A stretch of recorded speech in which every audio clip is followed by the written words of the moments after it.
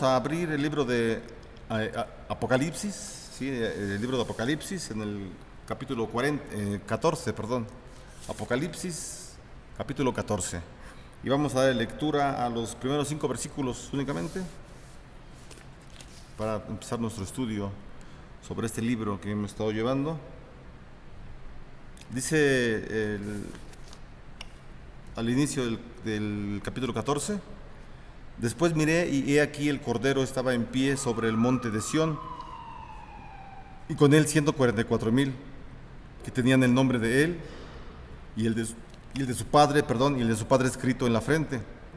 Y oí una voz del cielo como estruendo de muchas aguas y como sonido de un gran trueno, y la voz que oí era como de arpistas que tocaban sus arpas y cantaban un cántico nuevo delante del trono y delante de los 4 seres vivientes y de los ancianos, y nadie podía aprender el cántico sino aquellos 144,000 que fueron redimidos de entre los de la tierra.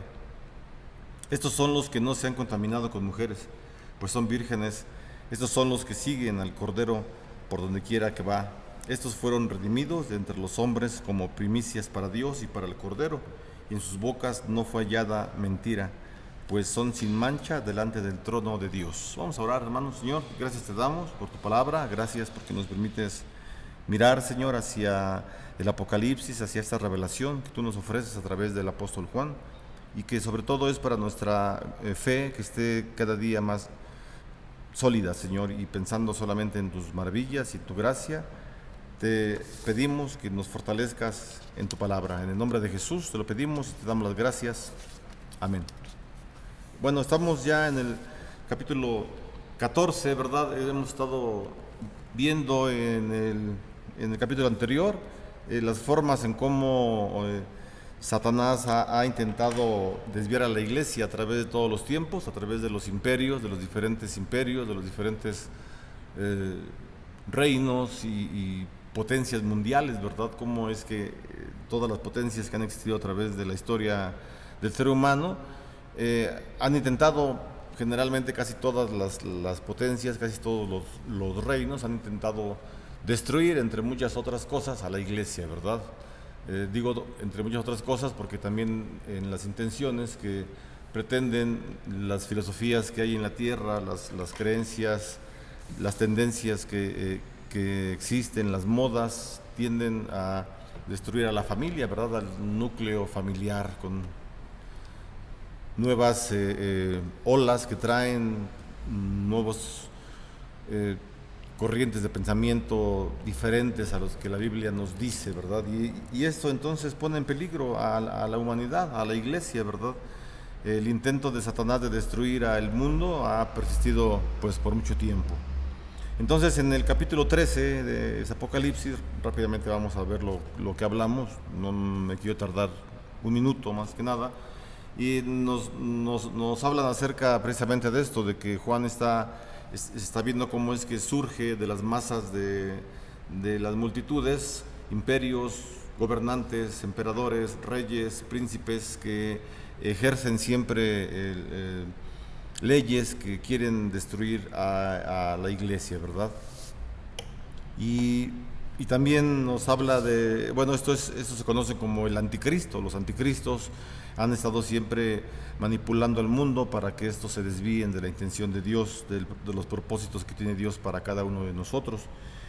Y la otra bestia, ¿verdad? Nos hablan de 2 bestias en el capítulo 13. Una son los imperios, los gobernantes, y la otra bestia son todos aquellos promotores que les ofrecen,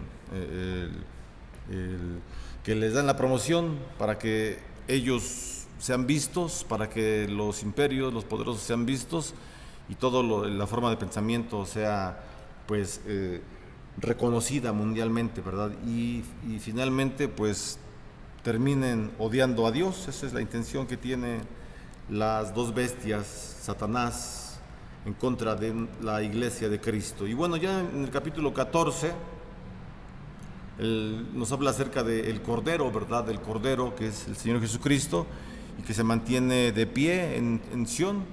En Sión es es una fortaleza, era una fortaleza en el Antiguo Testamento. Fue un lugar siempre que se le designó como el lugar santo de Dios. Y es importante, ya hemos dicho, ¿verdad?, que el libro de Apocalipsis es un libro que tiene muchos contrastes entre sus capítulos. Es decir, se contrasta el poder del Señor, el poder de Dios, con el poder limitado que tiene Satanás. La intención que tiene Satanás, el maligno, de presentar una trinidad diabólica, ¿verdad? Satanás como la cabecilla y las dos bestias también como sus aliados. Esta es una trinidad diabólica, ¿verdad? Esta es Satanás intenta hacer una parodia, una burla de los poderes que tiene el Señor en el mundo y en su iglesia. Por eso es que se presenta de estas maneras. Bueno, aquí también encontramos más contrastes entre el capítulo 13 y el capítulo 14, ¿verdad? Por ejemplo, vamos a estar viendo el capítulo 13 y 14 para que le demos vuelta ahí a la hojita. Veamos el capítulo 13, versículo 11. Dice el versículo 11 del capítulo 13: vi otra bestia que subía de la tierra y tenía dos cuernos semejantes a los de un cordero, pero hablaba como dragón. Es decir, esa bestia, la segunda bestia que ve Juan, lo que ya hemos hablado, tiene la apariencia de un cordero, ¿verdad? Es como un cordero, tiene cuernos. Cuando hablamos del tema, decíamos que la segunda bestia, que son todos aquellos promotores de la primera bestia, es decir, los promotores de los gobiernos. Me refiero, cuando digo promotores, me estoy refiriendo a las filosofías, a las creencias, a las doctrinas que son antibíblicas, que están en todo el mundo y que le dan poder y que desean ensalzar al anticristo, ¿verdad? Esas son las dos bestias. Y todas estas filosofías, ¿verdad?, que son la segunda bestia, todas estas filosofías, creencias, ideologías, tiene forma de cordero, ¿verdad? Aquí lo dice Juan, que él vio a la bestia salir como forma de cordero, es decir, se presenta de una manera bonita, con buena apariencia, todo lo que se pueda mencionar. Y es el contraste, ¿verdad?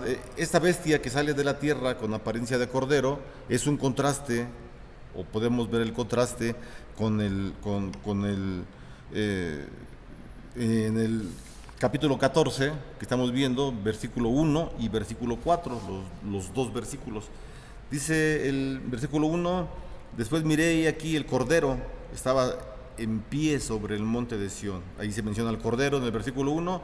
Versículo 4 también se menciona: estos son los que no se contaminaron con sus mujeres, pues son vírgenes. Estos son los que siguen al cordero por donde quiera que va. Es decir, se nota el contraste, ¿verdad? En el capítulo 13 se habla del cordero, que es de un cordero que es la bestia, bueno, bestia con forma de cordero, y en el capítulo 14 al cordero del Señor, al verdadero cordero, al único cordero, ¿verdad? También otro contraste es que la bestia que sale de la tierra en forma de cordero o en apariencia de cordero sale precisamente de allí, de la tierra, ¿verdad? Ya lo vimos en el versículo 11 del capítulo 13. Después vi otra bestia que subía de la tierra. Pero el Cordero de Dios, que quita el pecado del mundo, él está en el monte de Sión. Eso ya lo leímos en el versículo 1. Y he aquí el Cordero estaba en pie sobre el monte de Sión. Entonces son contrastes completamente distintos. Muy, muy, muy marcados. O sea, contrastes... obviamente son distintos, ¿verdad? Son contrastes muy marcados que nos dejan observar las diferentes apariencias y las diferentes personalidades que tiene el Cordero de Dios, Jesucristo, con el Cordero que es la segunda bestia, ¿verdad? Que es la bestia de Satanás. También encontramos en el versículo 2 del capítulo 13, versículo 2, vemos que se le ofrece una adoración a la bestia, ¿verdad? Dice, y la bestia que vi era semejante a un leopardo. Y la bestia que vi era semejante a un leopardo, y sus pies como de oso, y su boca como boca de león. Y el dragón le dio su poder y su trono y grande autoridad. Así que se le da en cierta forma se le adora, ¿verdad?, a la segunda bestia. Y en el versículo 3 del capítulo 14 encontramos el cántico de los 144,000. Y cantaban un cántico nuevo delante del trono y delante de los 4 seres vivientes. Es decir, la iglesia entona un cántico al Cordero, y el mundo que está en contra de Dios le ofrece un cántico, una adoración a la segunda bestia que tiene forma de cordero. Es una parodia, es un contraste, son imitaciones que desea hacer Satanás para sentirse Dios, ¿verdad? Es lo que intenta, ocupar el trono del Señor. Asimismo también en el versículo 18 del capítulo 13, usted lo puede leer para que ya no lo lea y sigamos avanzando. Versículo 18 del capítulo 13 encontramos el número de la bestia, que es el número 666, también lo estudiamos, lo que significa. Y en el versículo 1 del capítulo 14 encontramos el número de los santos, ¿verdad? El número de los santos son 144,000. Asimismo también en el versículo 16 y 17 del capítulo 13 vemos la marca de la bestia, que es puesta en la frente, ¿verdad? Y en el capítulo 14, el versículo 1, encontramos el nombre del Padre y del Cordero puestos en la frente de los cristianos, de los creyentes. Y ya por un último contraste, en el capítulo 13, versículo 4, encontramos el engaño de la bestia, ¿verdad? Vamos a leerlo. Dice el versículo 4 del capítulo 13, y adoraron al dragón que había dado autoridad a la bestia, y adoraron a la bestia, diciendo, ¿quién como la bestia y quién podrá luchar contra ella? Y en el versículo 5 del capítulo 14 dice, y en sus bocas no fue hallada mentira, pues son sin mancha delante del trono de Dios. Entonces, contrastes interesantes, ¿verdad? Vemos, ya lo dijimos, por una parte el engaño de parte de la bestia, es un ser engañoso, y en las palabras de los 144,000 no hay mentira en sus bocas, pues son la iglesia del Señor. Contrastes marcados entre la iglesia y los que no son la iglesia, así lo vemos a través de toda la Escritura. Lo decíamos ayer en el libro de los Salmos, del estudio de la femenil. Todo el libro de los Salmos también es un contraste entre el impío y el que hace la voluntad del Señor, entre el santo y el que no es santo, entre el que es la iglesia y el que no es la iglesia. Un contraste muy marcado. Dios bendice a su iglesia, y aquellos que no son su iglesia no los bendice definitivamente, ¿verdad? Satanás, hermanos, intenta destruir a los santos, ¿verdad? Ya lo hemos dicho, ese es el intento que tiene Satanás, destruir a la iglesia, y el apóstol Juan les garantiza a la iglesia que intenta ser destrozada por Satanás, les garantiza seguridad y victoria. ¿Dónde vemos esta confianza dada a Juan a la iglesia? En que el Cordero está en el Monte Santo, está de pie en el Monte Santo. Ahorita vamos a ver esta frase, ¿verdad? Que el Señor Jesús, el Cordero, Juan está viendo el Cordero, a Jesús que está de pie en su morada, en el Monte Santo, en el lugar donde Él reside, donde su gracia está. Dice, ¿verdad?, que el Cordero está de pie lleno de majestad. Es decir, el Cordero es el vencedor sobre todas las fuerzas anticristianas. Esto es muy importante. Recordemos que el libro de Apocalipsis, lo vamos a seguir diciendo hasta que termine el libro, es lo más seguro que lo sigamos diciendo.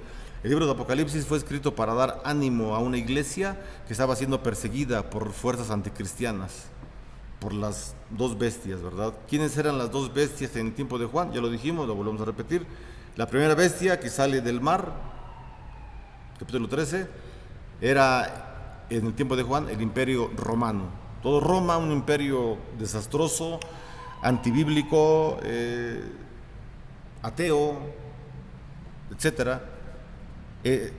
Y la segunda bestia que sale de la tierra eran todos aquellos que trabajaban en el gobierno romano, todos los senadores, todos los gobernadores de las diferentes tierras que habían en Roma, de Roma como imperio llegaba a las tierras, las dominaba y ahí ponía siempre a personas para dirigir. Todos estos aliados eran los promotores, como hemos estado diciendo, los promotores de Roma, ¿verdad? En el tiempo de Juan,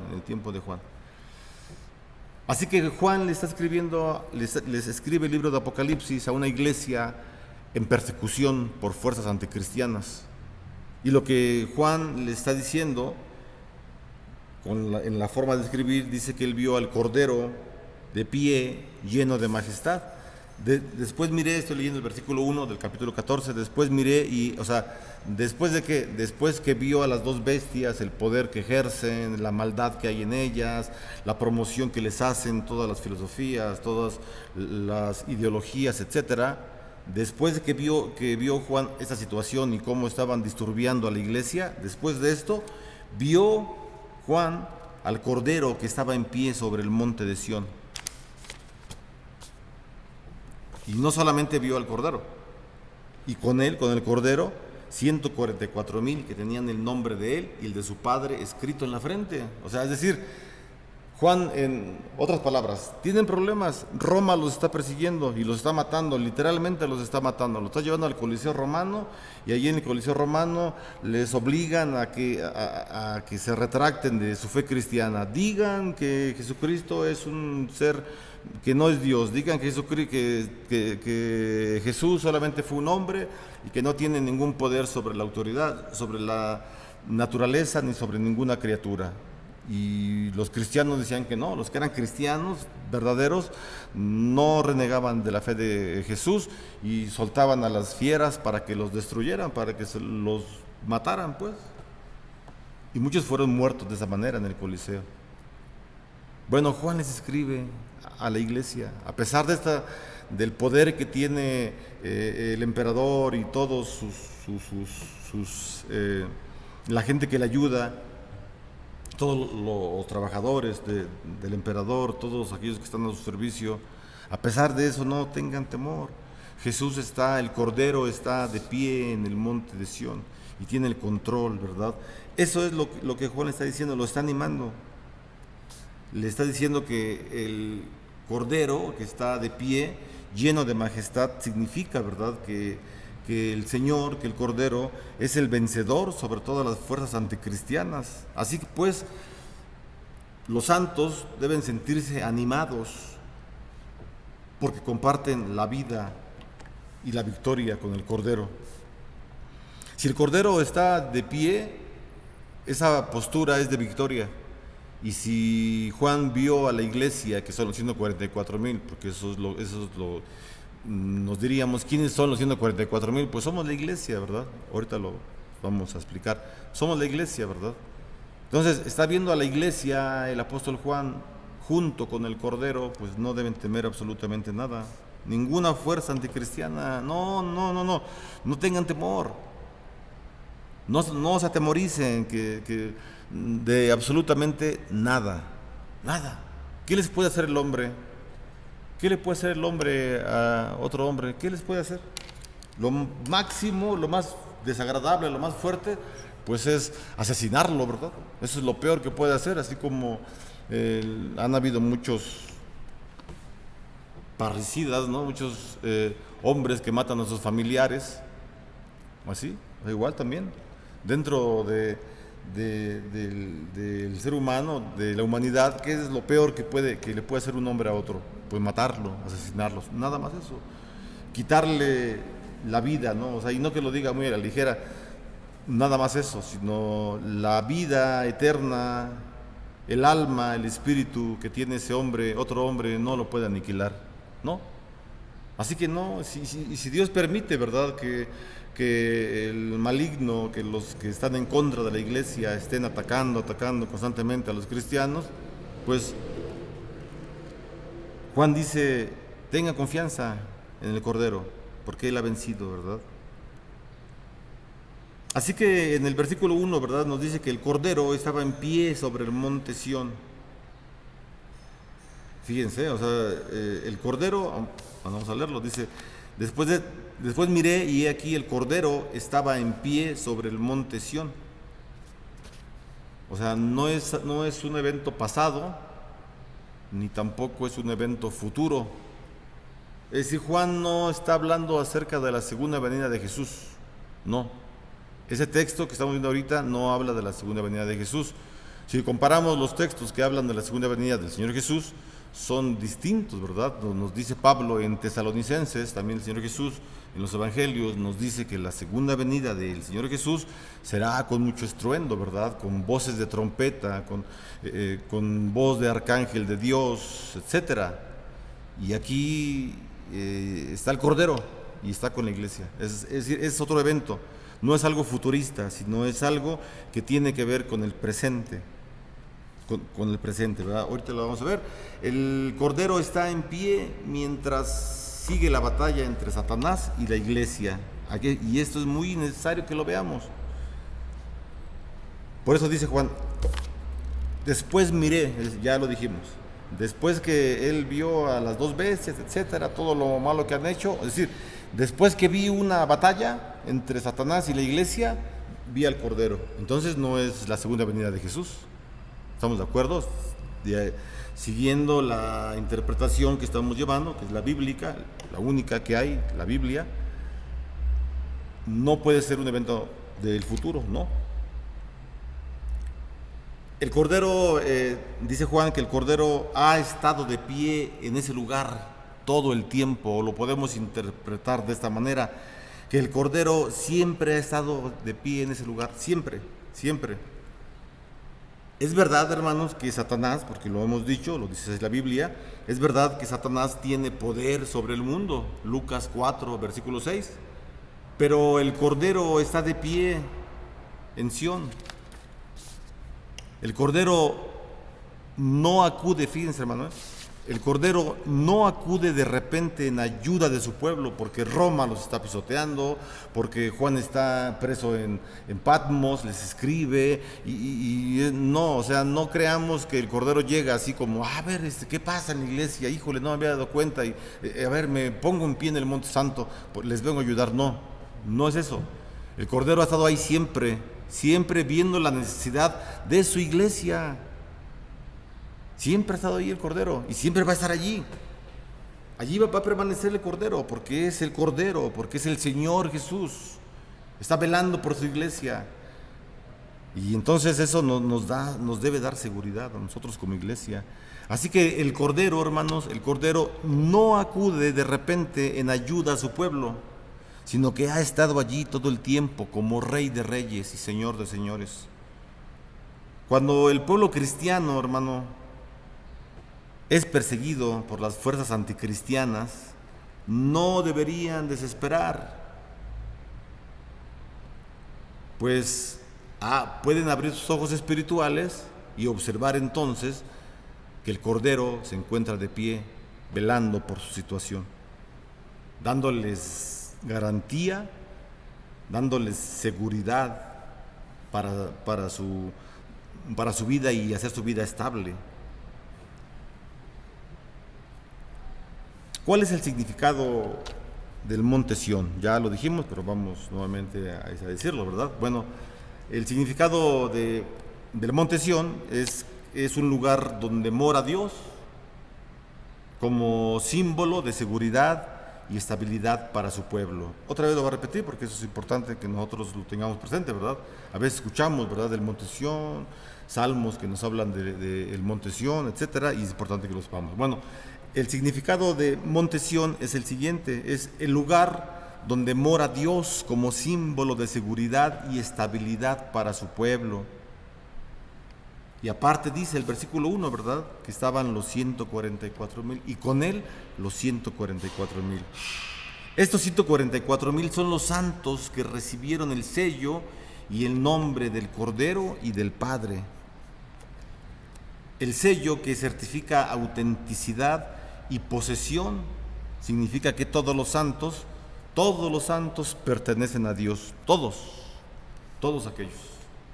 Entonces, aquí entra una pregunta, un tema: ¿Se pierde la salvación? No se puede perder. No. ¿Por qué no la podemos perder? Porque lo que da el Señor Jesús es eterno. O sea, y lo que da el Señor Jesús, nosotros no tenemos el poder, ni siquiera tantito, de imaginarlo, de quitar lo que da Jesús. No, hermano. La salvación es de Dios, Él la da. El hombre no contribuye absolutamente para nada para la salvación. Nada, no hace nada. Porque ya todo lo hizo el Señor Jesús. ¿Qué tienes que hacer tú? Nada. Nada tienes que hacer, absolutamente nada. Todo lo hizo el Señor. Y el Señor entonces, cuando alguien está en esa posición, el Señor, el Espíritu Santo, le empieza a dar más hambre de la palabra, más y más y más, y desea conocer más. Pero no es porque uno tenga algo bonito en sí y de pronto se active eso bonito. No, no tenemos absolutamente nada. Estamos inhabilitados espiritualmente para salvarnos nosotros mismos, para tomar la decisión de salvarnos. Creemos, ¿verdad? Nos imaginamos que tomamos la decisión. No, el Señor ya nos iluminó antes, que ni nos damos cuenta cómo lo hace, que pensamos que somos nosotros. No es usted. No es usted. Es Dios quien hace todo. Y gracias que Él hace todo. Así que el anticristo, hermano, es incapaz de desviar a los 144,000, porque sus nombres están inscritos en la palma de la mano de Dios. Así lo dice el profeta Isaías en el capítulo 49, versículo 16. Usted lo puede ver. Isaías 49, 16 dice que el nombre, en otras palabras, el nombre del pueblo de Dios está inscrito en la palma del Señor.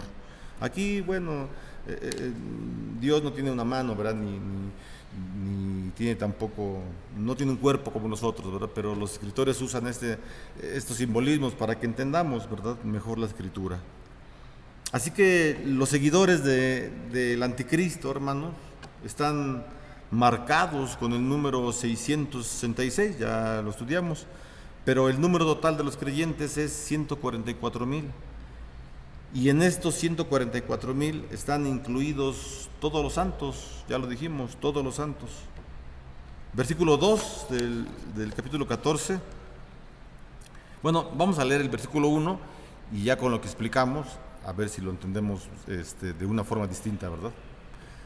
Después miré y he aquí el Cordero estaba en pie sobre el monte Sión, y con él 144,000 que tenían el nombre de él y el de su padre inscrito en la frente. Versículo 2. Y oí una voz del cielo como estruendo de muchas aguas y como sonido de un gran estruendo, y la voz que oí era como de arpistas que tocaban sus arpas. Este versículo es un versículo muy, muy bonito, muy elegante, ¿verdad? Juan primeramente está mirando al Cordero, está mirando a la iglesia. Podemos pensar que los ojos los mantiene en la tierra, está observando lo que ocurre en la tierra, pero los oídos los mantiene atentos a lo que ocurre en el cielo. Y qué interesante, ¿verdad? Qué interesante que Juan, como lo dijo años más tarde San Agustín, es importante que no perdamos los pies en la tierra, que estemos seguros que estamos fijos en la tierra, pero jamás dejemos de pensar en las cosas celestiales. Y entonces Juan tiene este privilegio, ¿verdad?, de poder escuchar un cántico del cielo, ¿verdad? No nos dice quién canta, no nos los dice, ¿verdad? Los ojos de Juan, ya lo dije, los ojos de Juan están puestos en la tierra y los oídos en el cielo. El que habla quiere que le presten atención, el que habla desde el cielo, ¿verdad?, quiere que le presten atención. Juan tiene el privilegio de oír música celestial estando aún en la tierra. Dice, este versículo 2 no que no haya más que comentarse, sino que es solamente una forma en cómo Juan recibe esta visión audible, pero también está viendo, ¿verdad? O sea, tiene una visión muy, muy amplia el apóstol y puede ver al Cordero y a la iglesia. Dice el versículo 3 que cantaban un cántico nuevo. Vamos a leer qué dice el versículo 3. y cantaban un cántico nuevo delante del trono y delante de los 4 seres vivientes y de los ancianos, y nadie podía aprender el cántico nuevo, y nadie podía aprender el cántico, sino aquellos 144,000 que fueron redimidos de entre los de la tierra.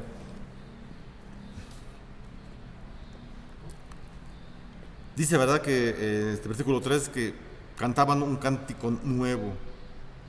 ¿Quién cantaba? No lo sabemos. No es el Señor Jesús, claro, ni el Espíritu Santo, ni tampoco el Padre. No sabemos quién cante. No lo sabemos. No se muestra la identidad de los cantores. Vamos a ver ahí otros 2 textos parecidos a este. El primero es ahí mismo en Apocalipsis, son los 2 textos que vamos a ver. En el capítulo 11, versículo 15, dice: el 7º ángel tocó la trompeta y hubo grandes voces en el cielo que decían: los reinos del mundo han venido a ser de nuestro Señor y de su Cristo, y Él reinará por los siglos de los siglos. Hubo grandes voces en el cielo, dice el versículo 15. Capítulo 12, versículo 10, dice: entonces oí una gran voz en el cielo que decía: ahora ha venido la salvación, el poder y el reino de nuestro Dios y la autoridad de su Cristo, porque ha sido lanzado fuera el acusador de nuestros hermanos, el que los acusaba delante de nuestro Dios día y noche. Entonces oí una gran voz en el cielo. ¿Quiénes hablan? ¿Quiénes dan las voces, verdad? Dicen los versículos que ya leímos, igual que el 3 del capítulo 14, que sus voces cantan un cántico nuevo que sale de corazones llenos de gratitud y amor a Dios. No sabemos quién canta, no lo sabemos, y realmente no importa, no importa, no interesa ninguna personalidad. Quien importa es el Cordero, porque Él es el sujeto de la oración, el sujeto del capítulo 14, el sujeto de toda la Biblia es nuestro Señor Jesucristo. Él es el importante. No importa el que cante, no importa. Acá, si fuera importante, Juan no los dijera, ¿verdad? Y está cantando el levita de la tribu de Leví, obviamente, ¿verdad? Pero del clan de uno de los cantores bíblicos, ¿verdad? Del clan de Asaf o del clan de Coré. Todos eran levitas, ¿verdad? No nos dice nada, no nos dice el nombre de nadie. No eres importante. O sea, no eres importante para que quieras resaltar tu nombre, ¿no? Y que te vean. Yo soy el mejor cantor que existe. Bueno, yo no, porque yo ni sé cantar.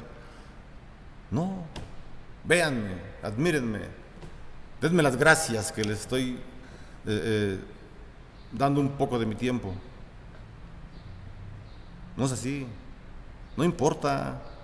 Quien importa es el Cordero. No se menciona absolutamente nadie, ningún nombre, ni ningún rasgo de alguna persona. Fue Moisés, Elías. ¿Quiénes son los que cantan?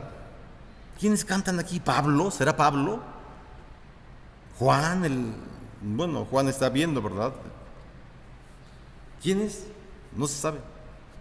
Y no queremos saberlo, ni nos interesa quiénes son. Lo que nos interesa es esto, ¿verdad? Que las voces están cantando un cántico nuevo que sale de los corazones llenos de gratitud y amor a Dios, hermano. Dice, ¿verdad?, también el versículo 3, que nadie pudo aprender el cántico, nadie lo puede cantar, nadie lo puede aprender excepto los 144,000. Así que todos los santos pueden aprender este canto. Todos los santos, tengas un día de convertido, tengas 50 años, todos los santos pueden aprender este cántico nuevo. Todos los santos, todos. Pero ningún incrédulo lo puede aprender. Solamente los santos. Qué privilegio para los santos, hermanos. Así que los santos en el cielo cantan sus alabanzas a Dios. Estamos viendo, ¿verdad? Asimismo, ¿verdad? En la tierra, los santos cantan alabanzas en el culto al Señor. ¿Qué oportunidad tenemos? Gracias a Dios que puedo venir al culto cristiano, a un templo como este, y poder cantar. Gracias a Dios, gracias a Él, gracias, de verdad. El cántico perfecto de los santos en el cielo, porque estamos viendo, ¿verdad?, un cántico en el cielo. Este cántico que tienen los santos en el cielo resuena de una forma así, por mencionarlo, resuena hasta llegar a los santos en la tierra y los fortalece en la batalla contra las fuerzas anticristianas.